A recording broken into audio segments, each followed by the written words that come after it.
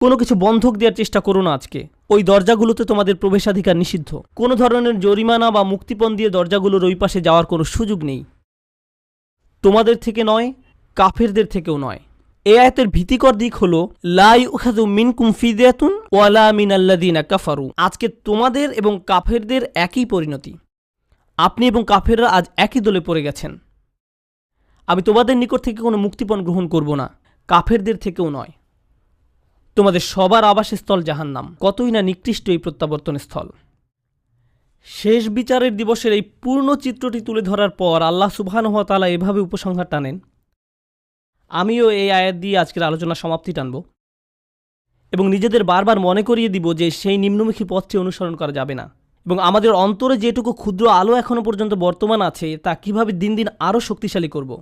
আল্লাহ নিজেই বলেন, আলাম ইয়ানিল্লাযীনা আমানু আন তাখশা কুলুবুহুম লিযিকরিল্লাহ।